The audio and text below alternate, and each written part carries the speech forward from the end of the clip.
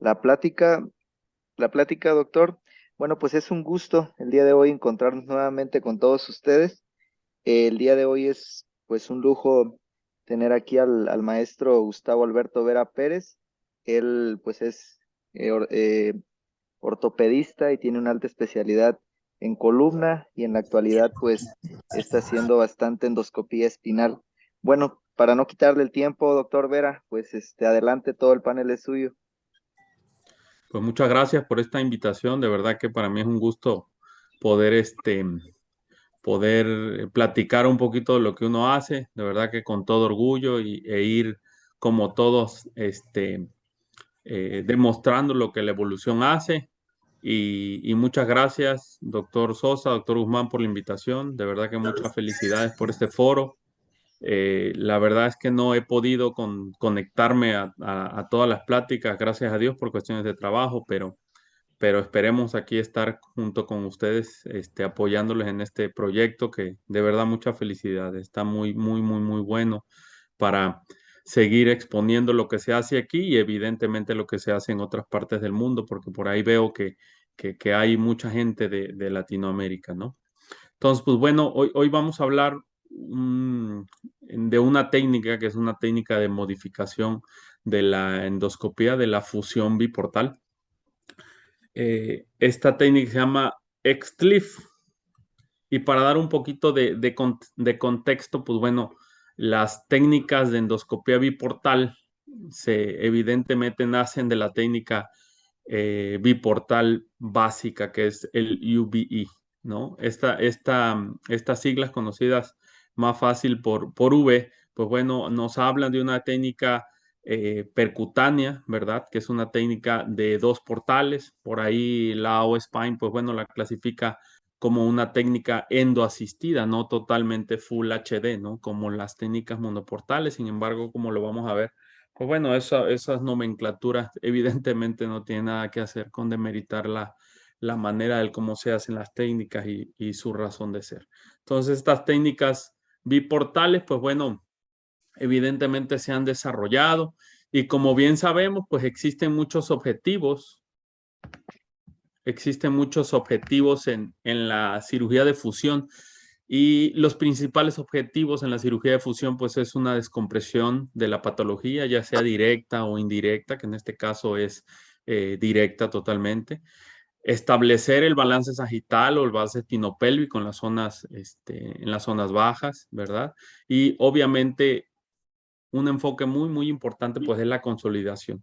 Y sabemos muy bien que por medio de los estudios nos han dicho que para mejor fusión en todas las patologías que nosotros hacemos, sobre todo degenerativas, que son las más frecuentes, pues necesitamos tres cosas específicamente. La primera es tener una adecuada preparación de las plataformas vertebrales con la finalidad de poder injertar de manera adecuada biomateriales y poder utilizar un muy buen espaciador intensomático. Como bien sabemos, existen pues muchos tipos de abordajes o de direcciones de una fusión intersomática, sobre todo en las lumbares. Entonces, siempre cuando hablamos de endoscopía, yo me acuerdo desde hace, no sé, desde que estábamos estudiando en el 2017 por ahí, que andábamos por el ICEMIN, donde el doctor Guzmán fue y es mi maestro, hablábamos acerca de estas técnicas de endoscopía, ¿no? Que evidentemente las técnicas monoportales, que son las de las casas comerciales que tienen más años en México, pues son técnicas que llevan mucho más años, en promedio llevan unos 9, 10 años, por ahí si me corrigen, y obviamente tienen un camino un poquito más labrado que las técnicas biportales.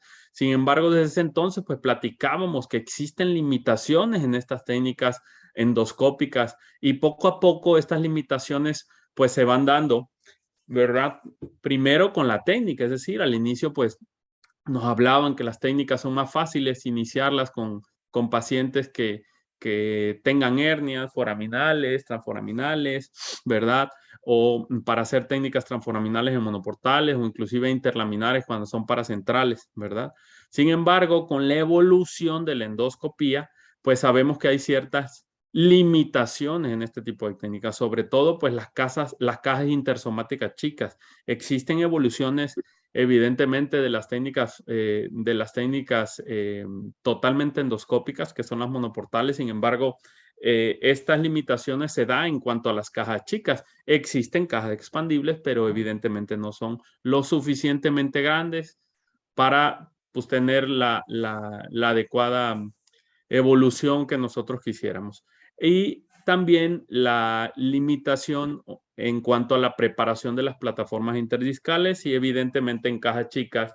Y como en nuestro país pues todavía no se ha dado y no se ha desarrollado como quisiéramos las cajas expandibles, pues evidentemente también al usar cajas chicas en esas endoscopías, pues nosotros tenemos una incompleta restauración del balance espinopélvico y sagital que bien sabemos que es muy importante. Entonces, cuando nosotros hablamos de endoscopía biportal, es muy importante saber que nosotros tenemos varios constructos y esto depende evidentemente de la evolución que tengamos en este tipo de técnicas. Yo siempre lo he dicho que al inicio, cuando llevemos unas 30, 40 cirugías biportales, ya sea descompresión de hernias, 1, 2, 3, 4 niveles, lo que gusten, pues es importante ya hacer la evolución a fusión, ¿no? Pero ¿cómo debemos de empezar la fusión? Al inicio, las fusiones, cuando nosotros hacemos hemifacetectomías o fasectomías completas para poner las cajas transforaminales, que es la técnica normalmente que usamos de inicio, ¿verdad? Nosotros necesitamos una adecuada evolución en cuanto a nuestra anatomía endoscópica. Entonces, siempre es bueno utilizar cajas PLIF, cajas chicas, ya sea cajas de 28 o cajas de 32, pero cajas PLIF, cajas chicas. Entonces, este fue el primer constructo, ¿no? La caja oblicua, de ahí se empezó a hacer la horizontalización de las cajas, estas mismas.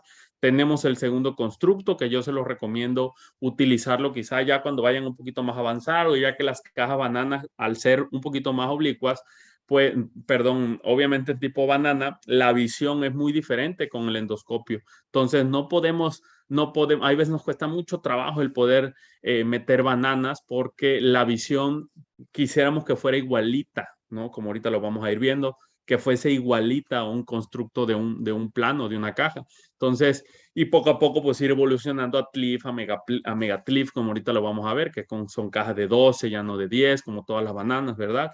E inclusive hay constructos de 2 cajas o de 2 cajas PLIF que actualmente lo utilizan mucho los asiáticos porque aumentan, ya se ha visto en ciertos estudios, que aumenta las tasas de fusión y evidentemente acelera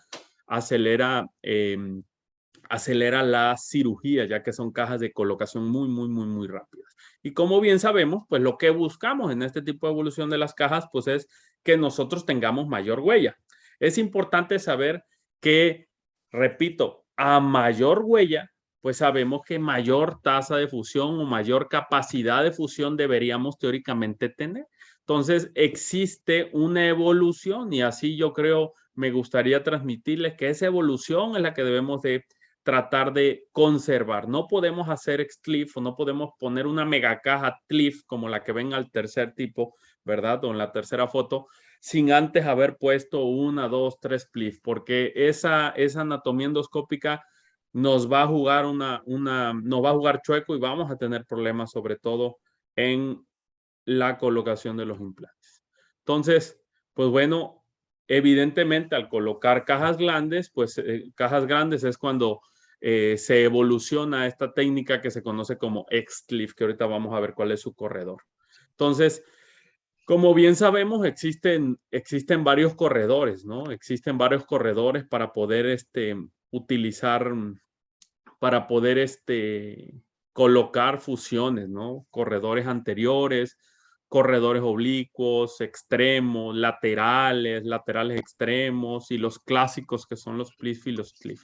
Y exactamente el corredor, como ahorita lo vamos a ver, es una técnica modificada de TLIF, donde la angulación, a diferencia del TLIF, que da entre los 15 y los 20 grados, el XCLIF, el mismo abordaje transfacetario es, sin embargo, la colocación de la caja, nosotros debemos de imaginar más bien una oblicuidad de 30 grados para que esa caja no se vaya anterior o no se vaya lateral, ya que es una caja realmente de evolución de OLIF, ¿no? Estas cajas son de evolución de OLIF. Y bueno, en muchas ocasiones me han preguntado. Un respaldo. Ya te da un respaldo.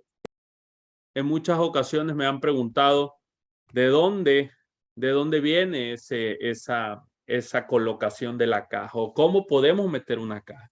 Y tenemos que entender que existen estudios cadavéricos desde el 2000, por ahí desde el 98 salió el primero, de ahí empezaron a salir una serie de estudios cadavéricos cuando se inició la endoscopía y sobre todo las nucleoplastías, donde evidenciaban cuál es el tamaño promedio de la base, de la cara lateral del triángulo de Camping. Y bueno, este tipo de técnica lo que hace es una extensión de la base del triángulo de Camping. Y la manera de hacer esta extensión de la base del triángulo de Camping, pues evidentemente es hacer directamente facetectomías por medio de la técnica biportal. Entonces, cuando nosotros hacemos facetectomías, podemos lograr una extensión de más o menos un porcentaje de arriba del 80% de un triángulo normal. Por tal motivo, como ahorita lo vamos a ver, podemos tener una base del triángulo bastante amplia. Inclusive en L5S1 podemos tener una base de ampliación de unos 22 milímetros. Depende evidentemente de la altura del paciente. Entonces, si nosotros evidenciamos el corredor del XCLIF, es un corredor transforaminal, pero con facetectomía. Por tal motivo, grábense esta extensión del triángulo de Camping porque lo vamos a ver un poquito más adelante. En general, existen medidas preoperatorias de este leg o de esta extensión del ángulo de Camping, medidas preoperatorias que ya están preestablecidas en ciertos artículos.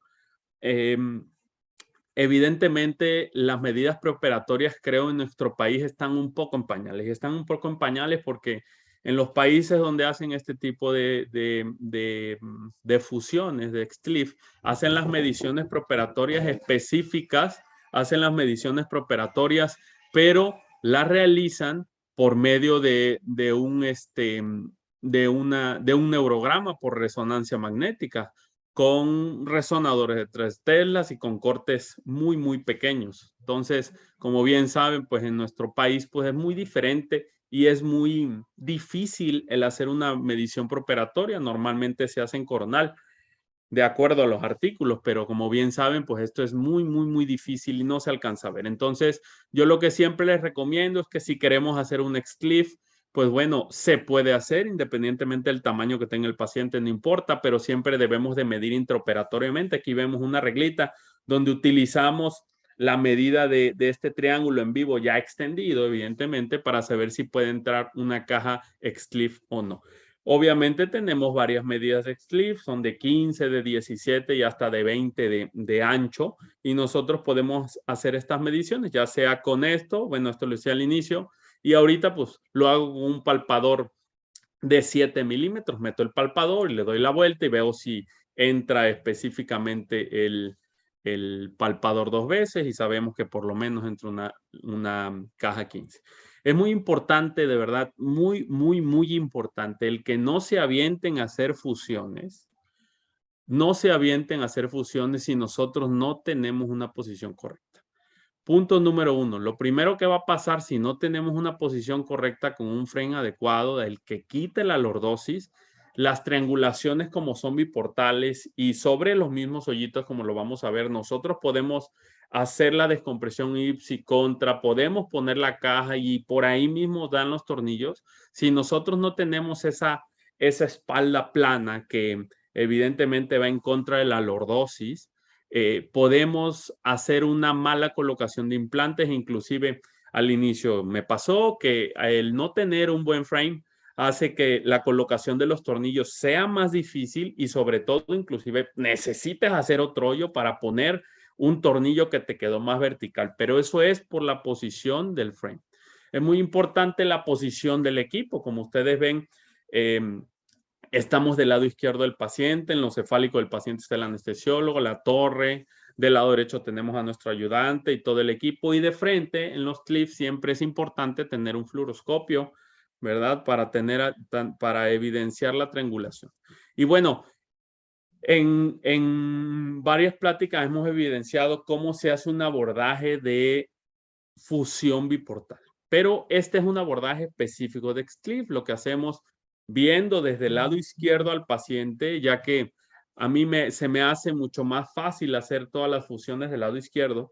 Desde el lado izquierdo podemos marcar la línea media, la línea pedicular ipsi, la línea pedicular contra. Y una vez marcada la línea pedicular contra, siempre marco mis pedículos. Y al marcar mis pedículos centímetro hacia afuera, ahí es donde hago mi primer abordaje. Del lado izquierdo hacemos un abordaje de visión, que es un abordaje bastante chiquito, de 5 milímetros para el endoscopio o para el portal de visión, ¿verdad?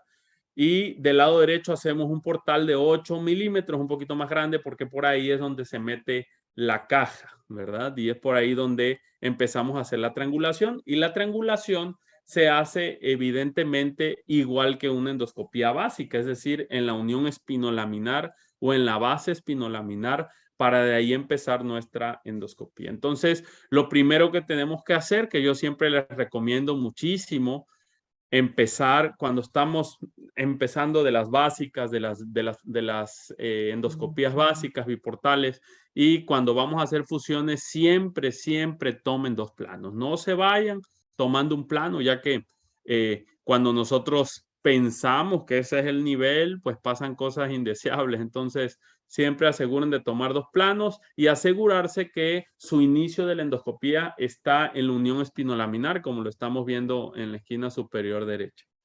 Yo una vez haciendo la triangulación, pues bueno, me gusta siempre ejemplificar lo que van viendo a través del video. Es muy importante saber que las fusiones, a mi criterio, creo yo que es mucho más fácil hacer una fusión o hacer una descompresión con endoscopios de 30 grados.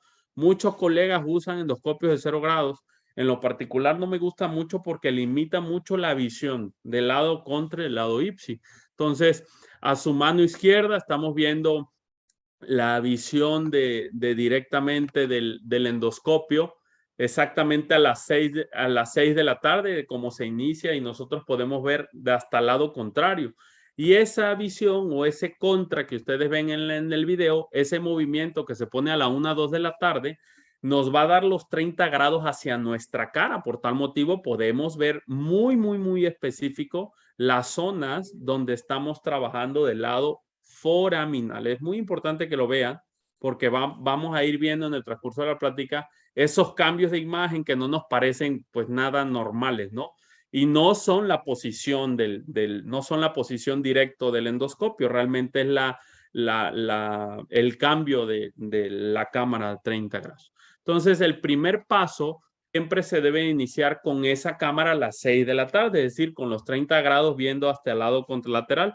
Nosotros vamos a hacer la triangulación en las fusiones, como una fusión normal o como una descompresión laminar, una localización laminar, ¿verdad? Vamos a hacer esa dirección laterocaudal por medio de driles. ¿Cuánto les recomiendo? Pues en las fusiones por lo menos debemos de quitar 1 centímetro hacia rostral. Por tal motivo, esas pequeños driles que ustedes ven que son de 5 milímetros y de 4 milímetros, depende de la casa comercial, pues bueno, deben de, a mí me gusta siempre marcar el centro y meterme 2 cabezas o meterme por lo menos unos 4 o 10 de una vez 10 milímetros hacia rostral para marcar la línea media y no perdernos, ¿verdad?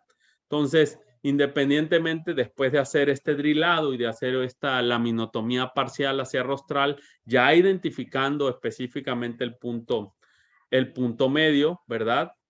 Como ahí vemos en la imagen, la laminotomía. El siguiente punto, que es algo muy importante. El siguiente punto, que es algo muy importante, es específicamente la facetectomía. Yo creo que es el punto más álgido y más importante y en el que debemos de ser muy cautos, porque la facetectomía debe ser total en los XCLIF. No podemos hacer laminectomías parciales y la primera parte de la laminectomía no la debemos, de la facetectomía, perdón, no la debemos de hacer con driles, solamente el centro. Y la razón es porque evidentemente vamos coleccionando ese huesito para que ese injerto autólogo pues nos sirva para la colocación de la caja. Y como estamos viendo, pues la primera parte es hacer una facetectomía del IAP, de ahí nos vamos al SAP, como vemos en el video de abajo, y empezamos a abrir ese triángulo. Vamos a empezar a hacer la extensión de ese triángulo de Campbell o el leg. Esa extensión del triángulo de Campbell, como vemos en la parte de abajo, la podemos hacer primero con los teotomos y ahí podemos hacerlo con que son curvas o foraminotomos curvos. Y la última parte la podemos hacer específicamente o con radiofrecuencias o con los drills, ¿verdad?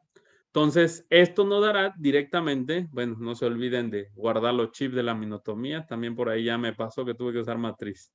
Entonces, no se olvide de usar esos chips de la aminotomía. Y la siguiente parte es muy importante, la siguiente, antes de liberar y de hacer flavectomías y de hacer la liberación directa, que esto es una parte muy importante de este tipo de técnicas, a mí me gusta siempre trabajar lo óseo. Es mucho más rápido, no te pierdes cuando ya hiciste una flavectomía, no te pierdes, pero sobre todo lo más importante es que es muy seguro. Esa descompresión sublaminar, si se dan cuenta, estamos viendo los 30 grados hacia contralateral. Y esos 30 grados hacia contralateral nos evidencian, como vemos en el drill, la caída o la cortical descendente de la lámina contralateral. Si ven, es una lámina bastante gruesa, en donde poco a poco podemos ir haciendo la resorción de esa lámina o esa descompresión sublaminar por medio de el drill, que es lo más fácil. Es muy importante saber, repito, que no hagamos trabajos óseos. Uno, no debemos de hacerlo quitando directamente el amarillo, y si ya quitamos el amarillo, no deben de usar drills sin protección. Esos drills que ven ustedes son los drills con vainas de protección, que son los que se deben de usar en las endoscopías para evitar las durotomías, que como bien saben se pueden reparar por biportal, pero bueno, van a tardar un poquito más en hacer el procedimiento. Y bueno, la parte importante después de hacer el trabajo óseo, pues es ir hasta el lado contralateral, ver el nervio transverso, ver evidentemente cómo se desciende el nervio transverso, perdón, el descendiente, el ipsilateral descendiente, el dorso, y ver toda esa imagen tan bonita de cómo se descomprime, ¿verdad? Ya que tengamos esa descompresión, directamente nos vamos a bajar otra vez los 30 grados ipsilateral. Ven cómo cambia todavía la visión. Y después de bajar esos 30 grados ipsilateral, nosotros podemos identificar esa ampliación del triángulo de Campbell. Al tener esa ampliación del triángulo de Campbell desde el lado izquierdo, que lo estamos haciendo en esta vez, pues podemos iniciar a hacer la disectomía progresiva.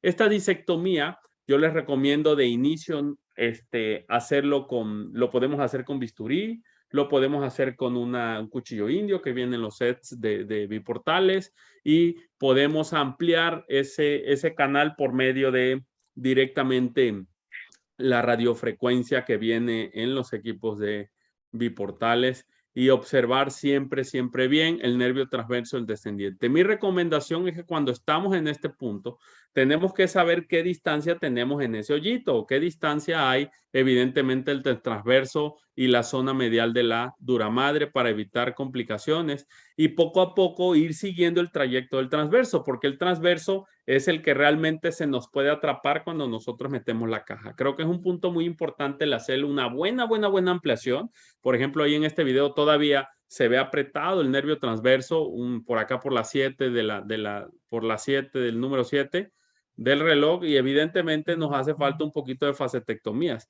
Y estas facetectomías, pues evidentemente deben de ser muy, muy, muy generosas y totales para poder ampliar y llegar hasta ese punto. Mire, esta es una radiofrecuencia que va ampliando el canal de trabajo y poquito a poquito va aumentando el espacio, ¿no?, de la zona intradiscal.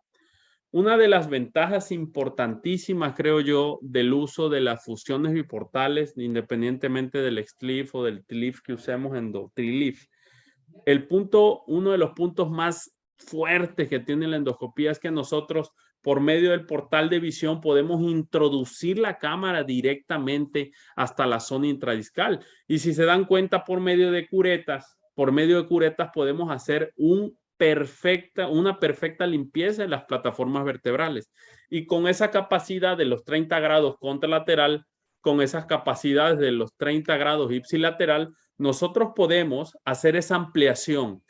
A mí me gusta, antes de meter los dilatadores, que son dilatadores muy parecidos o casi iguales a los dilatadores que vienen en los equipos abiertos de TLIF, en los equipos abiertos de TLIF y de Bananas.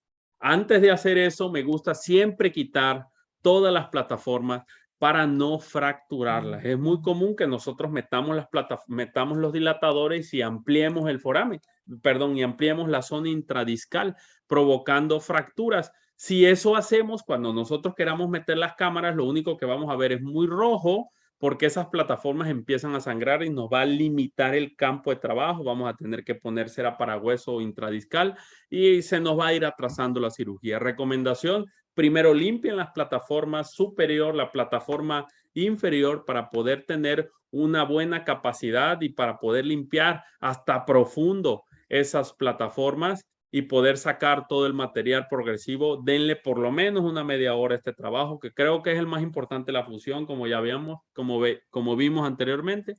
Es uno de los objetivos no de la técnica, sino de las fusiones en general. Y esta visión completa creo que es una de las cosas más fuertes que tiene la endoscopia biportal. Después de hacer las dilataciones, eso lo vi porque saben, todos ustedes han hecho PLIF o han hecho STILIF o MISTLIF, que es prácticamente igual, hacemos las dilataciones. Pero un punto importantísimo que también es básico en las endoscopías es la colocación de injerto en la región del tercio anterior.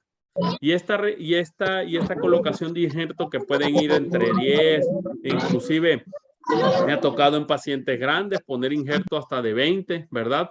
Por medio de este tubito, ¿verdad? Que es como un tubito ahí de carnicería endoscópico.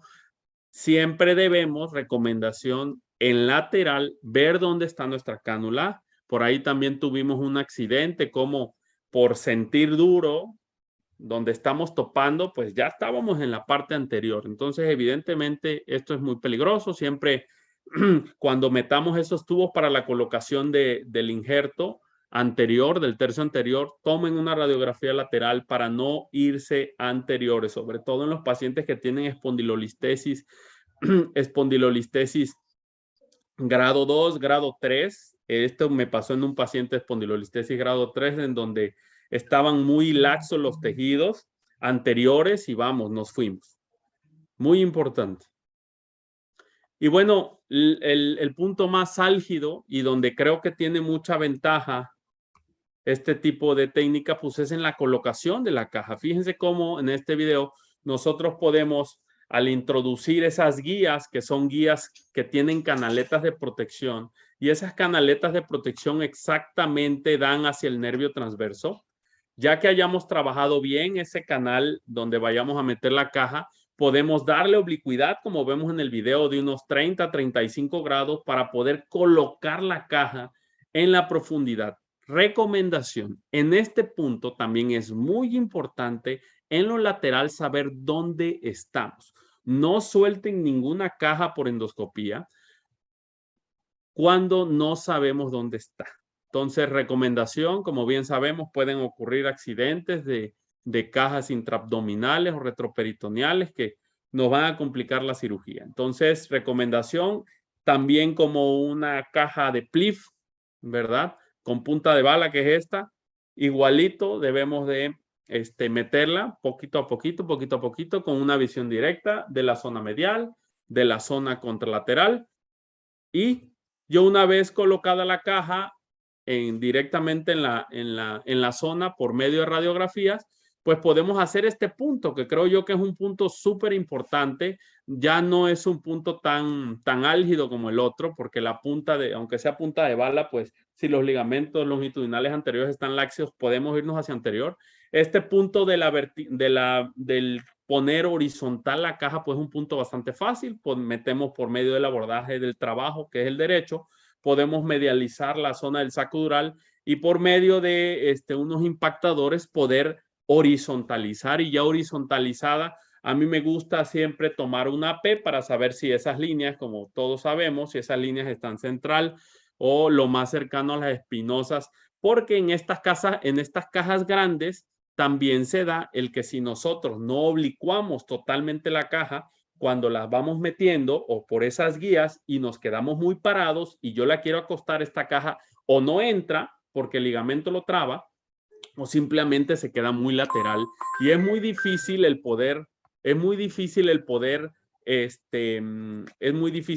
regresar esa caja ya porque no la tenemos anclada. Sin embargo, también el instrumental tiene la capacidad de agarrar la caja para regresar.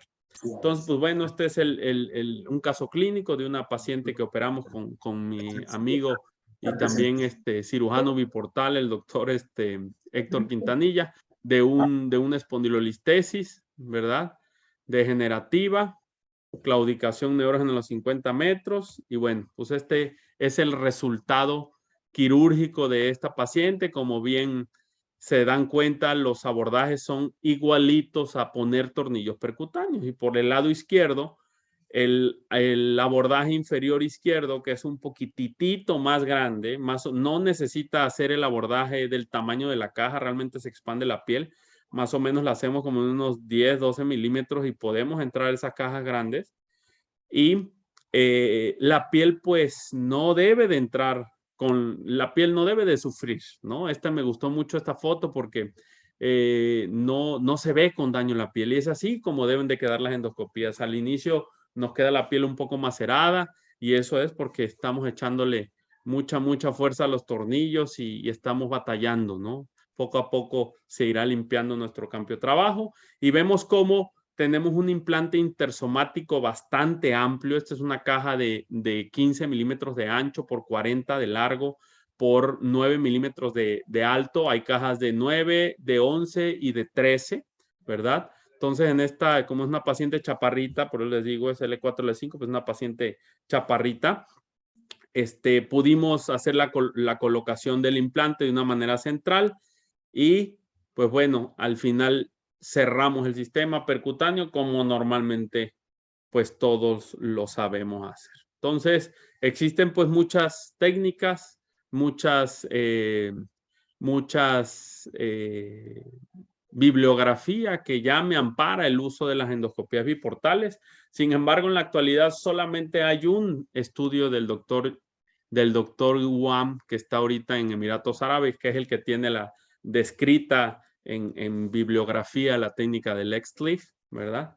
Y esperemos que próximamente nosotros podamos hacerlo en este año, la publicación de los casos de XLIF. Y bueno, recomendaciones especialmente para esta técnica de fusión de VXLIF, pues bueno, deben de tener una curva considerable de fusiones biportales. No se metan a hacer técnicas XLIF porque van a tener muchas complicaciones. No me refiero a de que no puedan hacerlo, sino de inicio nuestro cerebro se tiene que acostumbrar a poner cajas endoscópicas y debemos de hacerlo progresivamente. Sabemos que la capacidad de estos endoscopías asistidas tienen un mayor campo quirúrgico de visión y evidentemente lo que a mí me gusta es poder colocar una caja que se pueda hacer transversa para poner una buena huella, que se pueda colocar cajas grandes para una mayor fusión, que se pueda colocar cajas en el tercio anterior y central para un balance espinopélvico como lo vimos en el resultado de la paciente, con cirugías más seguras en la colocación de implantes, ya que siempre estamos viendo la zona medial de la dura madre y siempre estamos viendo el nervio transverso. Esto en lo particular a mí me da seguridad. Obviamente uso de todas maneras neuromonitoreo, pero me da mucha seguridad y algo muy importante es que utilizando cajas que normalmente usamos en técnicas laterales u oblicuas, porque son cajas de modificaciones de Olive, no necesitamos no necesitamos poner la caja lateral e irnos hacia atrás, ¿no? Desde una misma cirugía en la posición muy cómoda al cirujano, que todos sabemos hacer cirugías abiertas en este grupo. Creo que en lo particular es una posición cómoda, podemos hacer colocación de grandes cajas, descompresión perfecta contralateral, ipsilateral, inclusive foraminales, contralaterales y evidentemente foraminales porque ampliamos el triángulo de Camping ipsilateral y poder estar seguros de esa descompresión en nuestro paciente, ya que pues como bien saben, en algunas otras técnicas, como me ha pasado a mí también, en las técnicas que son solamente de esperar un resultado de un espaciador intersomático y no entran por atrás, pues bueno, no todas tienen esa ventaja de que el paciente se le quite la sintomatología radicular, ya que pues son casos muy específicos en los que esas técnicas pueden trabajar. En las XLIF V nosotros podemos no ser tan limitantes en cuanto a la identificación del paciente. Creo que podemos nosotros evolucionar y poder meter esas espondilolistesis grado 1, grado 2 degenerativas ísmicas, poder en L4, L5 hacer 1 o 2 niveles que tengan, pues como bien saben, compresiones severas e importantísimas se pueden hacer por esta técnica y no solamente limitarnos a esas técnicas en las cuales esperamos una descompresión indirecta, ¿no? Entonces, muchas gracias por todo. Desarrollen sus destrezas en Biportales. Los invito a que disfruten el camino junto con nosotros que estamos haciendo en el país. Y bueno, no es comercial, pero como ya había dicho el doctor Guzmán, los esperamos en nuestro próximo curso en la Ciudad de México. Es un curso bastante amplio donde utilizamos todas las técnicas básicas para que todos salgan bastante contentos de la aplicación de este tipo de técnicas que ha tenido un desarrollo bastante grande en otros países y esperamos en unos años no quedarnos atrás. Muchísimas gracias a todos por escuchar.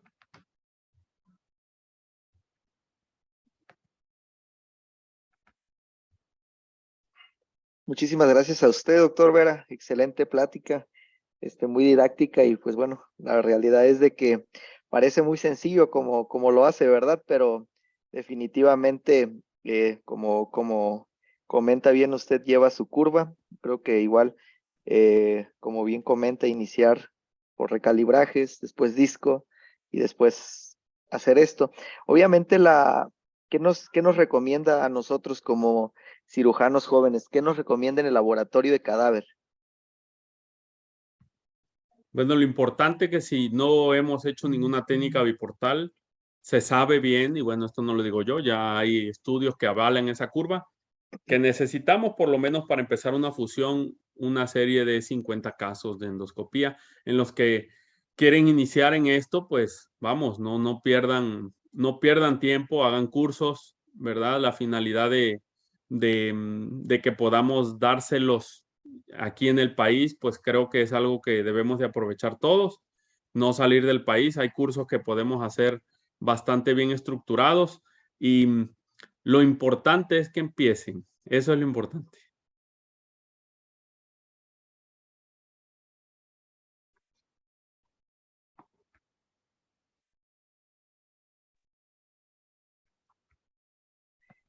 ¿Alguna pregunta que tengan para el doctor Vera?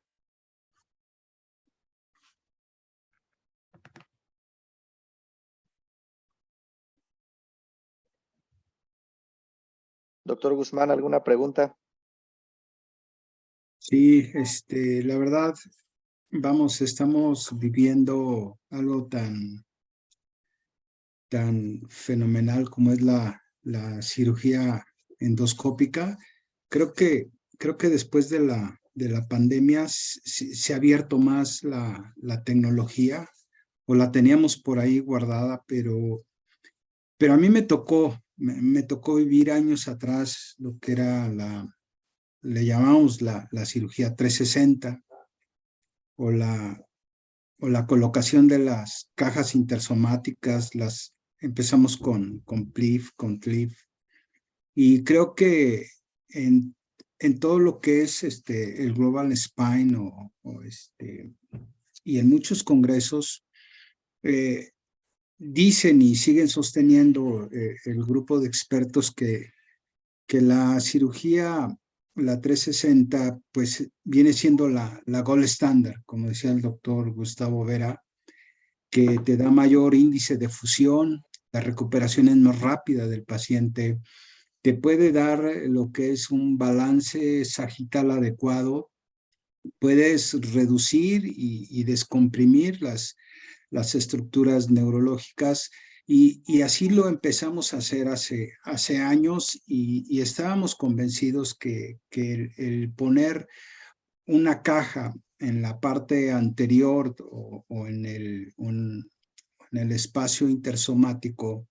y darle esa estabilidad a esa zona nos podía garantizar y tener ese éxito en cuanto a nuestros resultados. Pero, ¿qué pasó?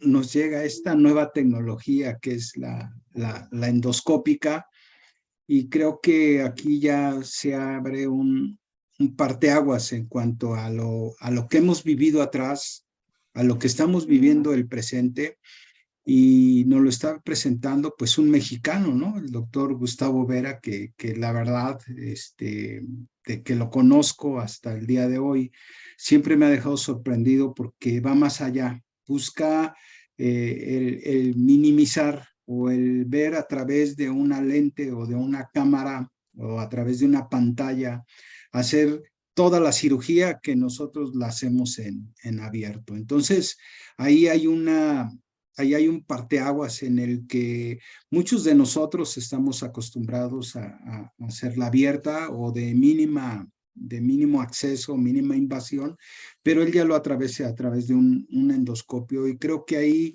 hay un paso enorme entre lo que es la cirugía espinal. Es un gold standard, es una cirugía, no sé, Gustavo, de elite, o es el futuro que llevamos, o cómo poner el chip a todos los cirujanos que hacen la abierta y atreverse a meterse al mundo endoscópico. Doctor Vera, muchas felicidades. ¿Y qué le puedes decir a los cirujanos jóvenes? ¿Cómo conectar, 18 años, cómo conectar ese chip y pensar en la endoscópica y por qué? Gracias. Bueno, lo que yo siempre he pensado, maestro, usted lo sabe muy bien, es que pues tenemos nosotros la obligación como cirujanos jóvenes de poder pues participar activamente en estas técnicas nuevas, porque evidentemente no tenemos absolutamente nada que hacer contra cirujanos que tienen experiencia como usted en otro tipo de técnicas. Entonces creo que lo más importante pues es que nosotros los jóvenes debemos de mostrarnos empáticos en poder hacer cursos, empáticos en poder saber específicamente cuáles son nuestros alcances en cirugía endoscópica. Y como les digo a todos en los cursos, de verdad que cuando haces una cirugía endoscópica de este tipo, desde que yo las empecé a hacer, te enamoras. Y te enamoras porque no dejas a la imaginación el que no puedes hacer. Realmente al inicio, pues empiezas con una hernia, ¿verdad? Con 2 hernias, con un canal de un lado, con un canal bilateral, con un canal de 3, 4 niveles, fusiones, espondilodicitis, fusiones de 2 niveles, fusiones de 3 niveles, fusiones con cajas X-Cliff, con recuperación desde el balance, inclusive revisiones, aumentos de tornillos, por ejemplo, en pacientes que me han llegado, que son pacientes que ya tienen una fusión de hace 10 años, en los cuales nosotros tenemos un síndrome subyacente y necesitamos poner otra caja arriba y ampliarle los tornillos, pues también lo podemos hacer por endoscopia portal.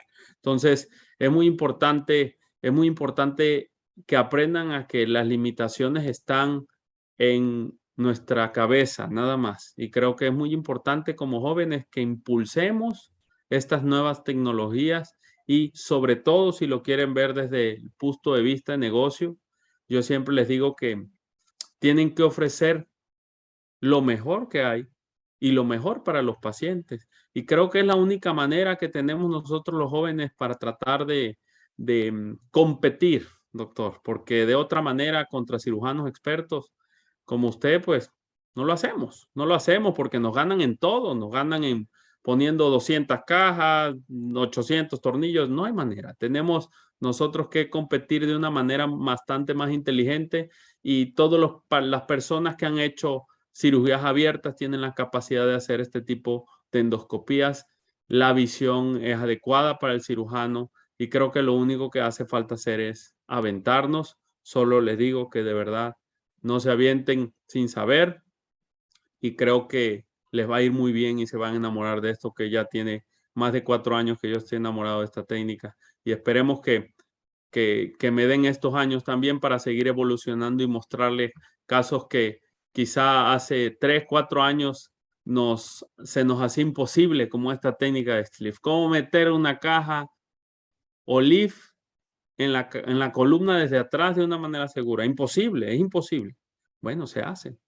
Antes pensábamos que hacer escoliosis quizás es imposible. Bueno, a mí no me ha tocado hacer todavía, pero ¿por qué no me ha tocado ese paciente perfecto? Pero creo que también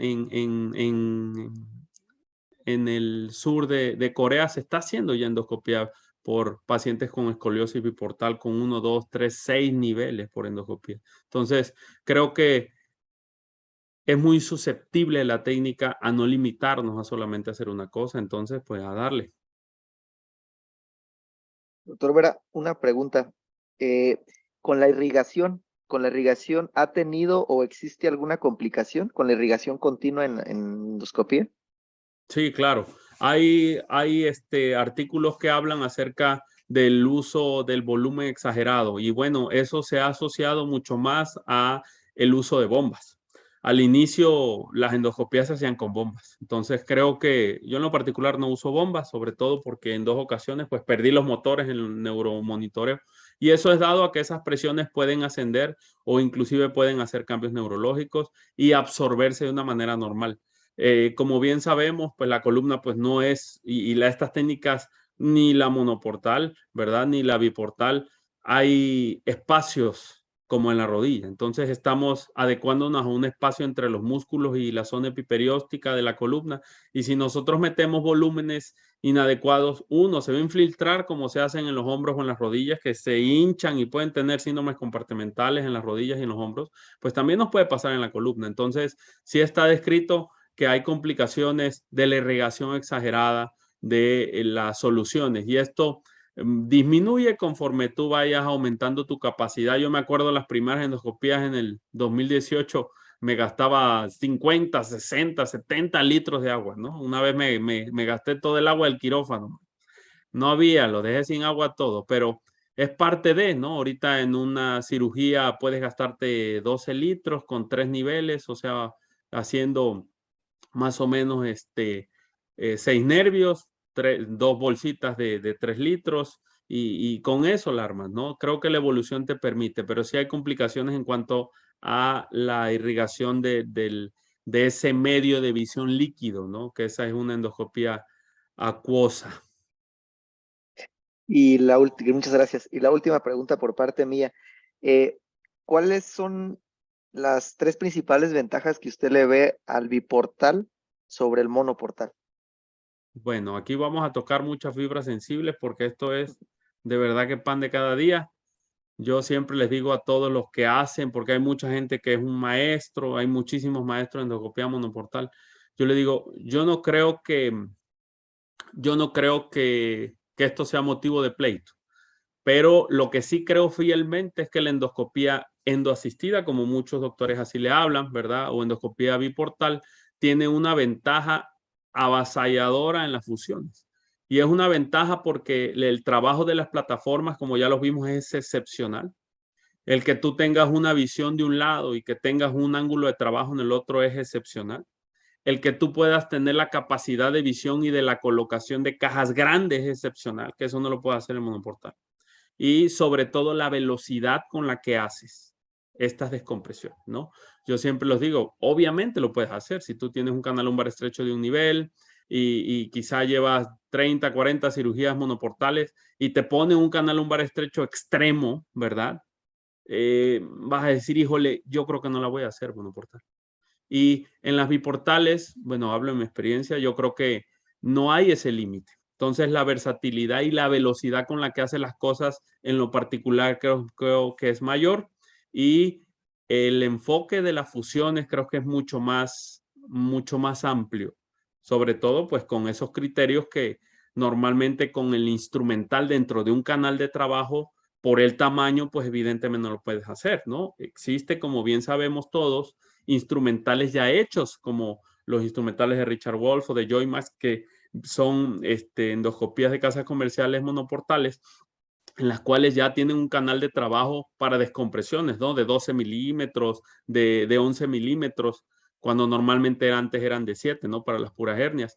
Pero aún así, pues el canal de trabajo monoportal no te permite la colocación de esos implantes grandes y pues la versatilidad con la que haces las descompresiones y la seguridad que tienes entre un canal de trabajo y un canal de visión, pues en lo particular creo que es mucho más versátil uno y seguro, para mí, a mi criterio, ¿verdad? Obviamente, como bien sabes, habrá muchas personas que tendrán más experiencia en ciertas técnicas como las monoportales. Yo en la particular tuve muy pocas, entonces me voy a lo que hago. Muchísimas gracias, Doc. ¿Alguna otra pregunta de algún participante Tan o tímido, algún comentario? Sí, tan tímidos, ¿eh? nos intimida con la endoscopía, ya estoy viendo. No, creo que es una técnica totalmente hermosa y tenemos que aprenderla y ver que existe esto, como dice bien el doctor Guzmán, que se está haciendo, que lo está haciendo. Entonces, pues aquí hay mucho cirujano joven, entonces, y cirujano con amplia experiencia, digo. Pero bueno, si no tenemos alguna otra pregunta, algún otro comentario, doctor Guzmán. Sí, pues sí, hay muchas preguntas que hacerle al doctor Vera. Desafortunadamente el webinar vamos, tenemos poco tiempo, poco espacio y hay muchas preguntas, sobre todo nosotros que manejamos todavía la abierta. Ya ves que es un tiempo quirúrgico de, no sé, hasta 4 horas. Pueden haber sangrados de 500, 800 cc.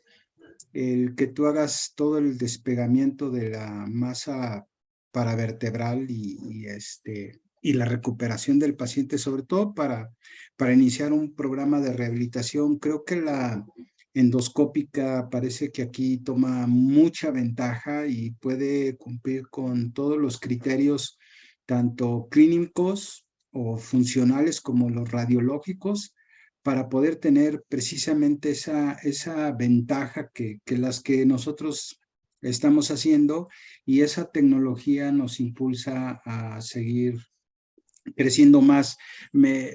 Una vez que tuve un curso que vino el doctor Kim aquí al World Trade Center y hablamos sobre la disectomía, y él decía que él veía los que iban a la guerra a Irak y que le llegaban del Medio Oriente por alguna hernia discal, los operaba en la mañana y dice ya estaban volando nuevamente a Irak, ¿no? Entonces como que en aquel tiempo sí decíamos, wow, pero el tiempo de recuperación nosotros lo hemos visto en los diferentes hospitales de nuestro país, cómo ha ido la historia de la evolución de un paciente con una cirugía lumbar, una 360 o una simple fusión con tornillos y artrodesis. Pero creo que la endoscópica va más allá de lo que hoy en día hablo con algunos neurocirujanos, que se llama la inteligencia artificial, ¿verdad? ¿Qué es la inteligencia artificial? De poner ese chip en todos los cirujanos jóvenes o en los viejos y poder cambiar esta nueva modalidad de poder utilizar esa tecnología, pero basado en guías clínicas, basado en la evidencia o en problemas aplicados a poder resolver problemas, y que realmente esto sea la parte de la cirugía del futuro o una herramienta más donde el cirujano se tiene que aplicar, o hacia dónde vamos el futuro de la endoscópica, Vera. Claro, yo creo que no hay duda. De hecho, por ahí hay ya bastantes, inclusive metaanálisis acerca de las diferencias en varios puntos, ¿no? Sobre todo, como bien sabemos, las cirugías de fusión al final, al año, pues en cuanto a capacidad y en cuanto a satisfacción del paciente, pues son iguales, abiertas, tubulares, endoscópicas, son iguales. Sin embargo, donde hay una avasallante mejora es en cuanto a la recuperación inmediata del paciente, en cuanto al sangrado, en cuanto al dolor postquirúrgico, en cuanto a la reincorporación a las actividades laborales y personales del paciente, pues es increíblemente más acelerada. Entonces, creo que por ahí no hay mayor duda. Y vamos, siempre pensamos en esto que dicen, ¿no? Yo siempre lo pensaba, ¿no, Doc? El decir, ¿cuánto me voy a tardar haciendo eso? ¿Cuánto me voy a tardar poniendo una caja endoscópica? Si normalmente abierta me tardo 2 horas y media, 3 horas, 2 horas, no sé si se presta al paciente con tornillos y todo, ¿no? Con descompresión bilateral. ¿Cuánto me voy a tardar, mano? ¿Será que hacer una endoscopía, tardarme el doble, valdría la pena? El doble de dinero que tiene que pasar el paciente, el doble de todo, ¿no? Y bueno, tenemos que vencer ese miedo y se tiene que hacer, Doc. Y vamos, en la medida que uno va avanzando, pues esto se va equiparando. Entonces, actualmente podemos hacer las fusiones prácticamente en el mismo tiempo que una cirugía abierta. Entonces, eso también es algo que poco a poco va haciendo que los costos disminuyan, que el paciente se sienta más satisfecho, que los riesgos, inclusive inmediatos, como las infecciones, como el dolor postquirúrgico, haga que el paciente, como dice, se pueda ir a casa a las 24 horas en fusión y no permanecerlo como en ocasiones lo hacemos por heridas sangrantes o sangrados abundantes 2, 3 días poniéndole antibióticos en un hospital, ¿no? Entonces, creo que ahí sí hay una muy buena ventaja y tiene toda la razón, ¿no? Creo que debemos de aprender a aterrizar lo que uno hace para que sea el sustento del futuro y que seamos ese gol estándar para hacer los tipos de tratamientos y que los jóvenes aprendan a que eso puede ser el gol estándar, ¿no? Aún en la actualidad no es el gol estándar la endoscopía, aunque en algunos artículos ya lo mencionan, pero no es el gol estándar a nivel internacional hacer una endoscopía por una hernia de disco, ¿no? A pesar de que sabemos que tiene ventajas avasallantes en todos los sentidos y hacerlas de una manera, pues, perfecta. Pero nos hace falta mucho establecer, evidentemente, lo que uno hace en papel para que el mundo y sobre todo aquí en México sepamos cómo y hacia dónde debemos de ir. Muchísimas gracias, Doc. Hay una pregunta, el doctor Abraham dice, para meter las cajas de XLIF, ¿la facetectomía la hace contralateral al abordaje o ipsilateral? No, se hace ipsilateral, porque se mete en el mismo sentido de la faceta. Nosotros tenemos que ampliar el triángulo de Campbell, la extensión del triángulo de Campbell hacia medial por medio de la sapectomía completa, ¿verdad? O esa facetectomía completa del SAP y del IAP para poder tener ese corredor amplio y se hace ipsilateral porque en ese mismo portal se ponen las cajas. Creo que por ahí eso lo entiendo, ¿no? Y vamos, también otra cosa importante es que por el mismo abordaje, pues puedes hacer inclusive descompresiones contralaterales o sapectomías contralaterales en dado caso de que tengamos algún hipertrofia de la punta de la faceta o hipertrofias facetarios que nos causen estenosis contralateral. Si aún así tenemos la duda que con este espaciador intersomático tan grande de manera indirecta no lo descomprimimos, pues vamos, la buscas, la liberas y listo, ¿no? Vera, Perfecto. la última pregunta, Vera, tú cuando haces la facetectomía y tienes una espondilolistesis grado 2, una degenerativa, porque la lítica te puede variar en Sí, cuanto claro. a la técnica, pero tienes una degenerativa, tú vas por el disco, como lo decías, haces la disectomía y haces la facetectomía.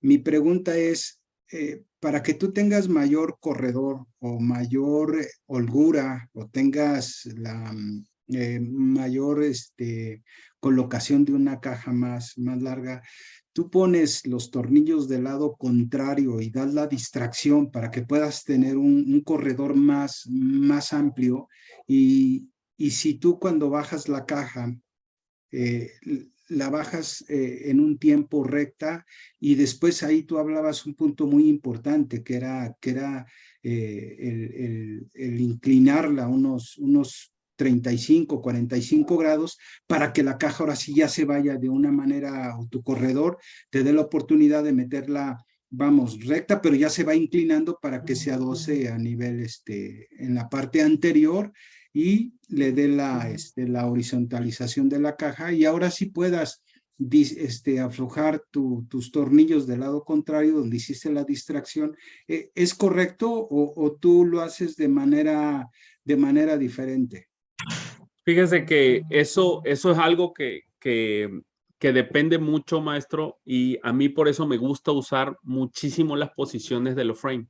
Los frame me ayuda a que las plataformas, como normalmente lo hacemos en la abierta, pues nosotros tenemos un triángulo, ¿no? Una plataforma que atrás le encontramos muy chiquita y adelante está muy grande. Si yo quiero meter un dilatador acá y lo volteo, pues quizás aquí me dé, pero cuando yo pase en el tercio medio la caja, ¡pum!, se va o se esconde, ¿no? Que es lo que a veces pasa, que se nos va la caja. Entonces, el uso de los frame hace que las plataformas no se pongan, que se pongan exactamente paralelas para que cuando yo las limpie, la caja entre exactamente en esa posición. Y la caja va expandiendo de tal manera, por eso es punta de bala, que va expandiendo que al meterla horizontal, la región anterior ya está abierta. Yo no hago el gesto quirúrgico para abrir los espacios intersomáticos. Precisamente la capacidad de meter el endoscopio y raspar absolutamente la plataforma superior rostral o la inferior hace que esa verticalidad se vea. Y eso es una. Y la otra es que esas cajas son de una forma exactamente para ponerse horizontales. Es decir, no son rectas como el PLIF, son cajas panzonas en el centro que se acomodan perfectamente a ese óvalo de la plataforma o a ese óvalo de la vértebra para que queden atascadas en el centro. O sea, el diseño de la caja no es recto y te permite, como bien sabemos, esa pancita central que pone la caja en su lugar. Yo sí utilizo el gesto quirúrgico de los tornillos, maestro, pero no para abrirlo. Yo lo uso cuando tengo esos grados 2 que están tirándole ya casi a 3 y que con el propio frame, que casi siempre, aunque esté en grado 2, el propio frame lo regresa a grado 1 y yo con grado 1 le pongo la caja y al final, como lo hacemos, el sistema de distracción hace la reducción, porque como bien sabemos es muy importante para el balance sagital y la reestructuración del balance espinopélvico hacer reducciones de las espóndilos. Entonces, yo uso los tornillos contralaterales cuando a pesar de la posición del frame todavía tengo un grado 2 y el poner una caja grande me va a quedar muy anterior porque tengo una dismetría bastante importante entre la cortical anterior y la otra cortical anterior y puedo hacer que ese ligamento no sea suficiente y la caja se me vaya. En ese momento, cuando no tengo reducida, pongo los tornillos contralaterales y armo el sistema y regreso la reducción. Y al regresar la reducción en grado 1, pongo la caja de ese lado. Pero la reducción la hago contralateral, como bien dice, con percutáneos. Lo reduzco y ya de este lado pongo la caja en su posición, ya un poquito más estable, sin ese riesgo de anteriorizarla. Y finalmente, con el sistema de reducción de los percutáneos, pues regreso a mi reducción completa en el plano sagital de la caja, ¿no? Pero no para abrirlo, porque realmente eso es lo que te ayuda el liberar con el endoscopio las plataformas, el que no hagas esa B. Por eso creo yo que es muy importante el utilizar el frame, el evitar que nosotros tengamos esa lordosis. Y el último gesto que hacemos es que ese frame tiene una capacidad de aumentar muchísimo la lordosis para que esté plano el paciente y tú puedas poner los tornillos vertical y no se te vayan así y no te choquen en la colocación de los implantes. Y cuando nosotros vamos a fijar los 4 tornillos con la barra, es muy importante también el que yo quite esa lordosis para que no se quede el paciente en flat back. Entonces, quito esa lordosis para que la caja anterior haga esa lordosis y la región posterior la aprieto un poquito para hacer esa recuperación anterior, que es el objetivo de poner una caja grande anterior, la recuperación de esa lordosis.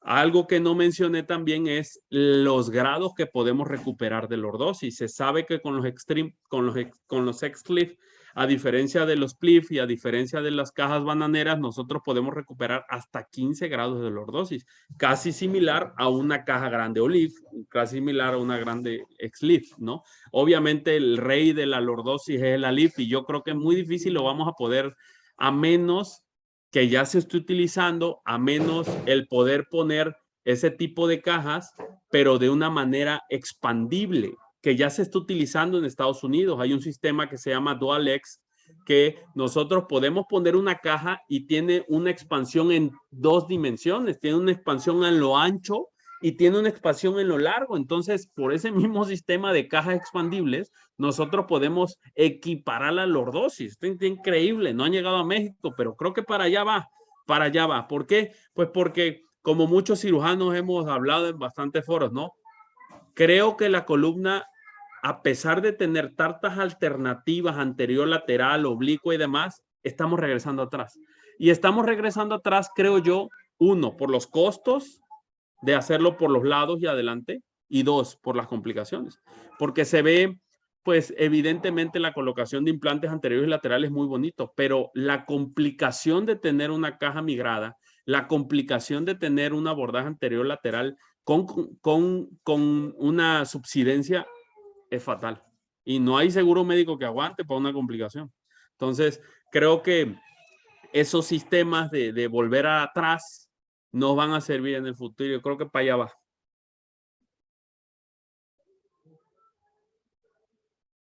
Pues perfecto, muchísimas gracias, doctor Vera, por su ponencia.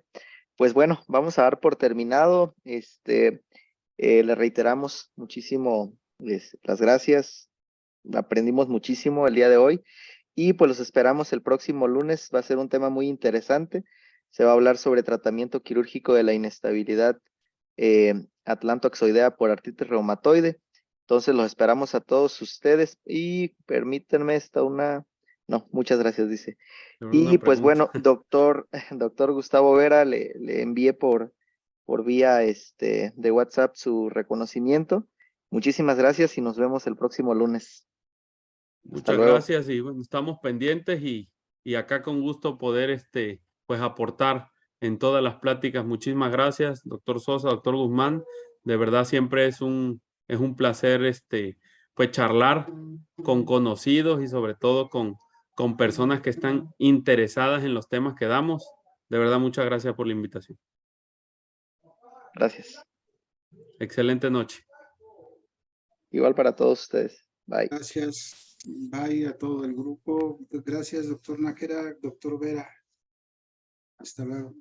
Hasta luego, maestro. Excelente noche.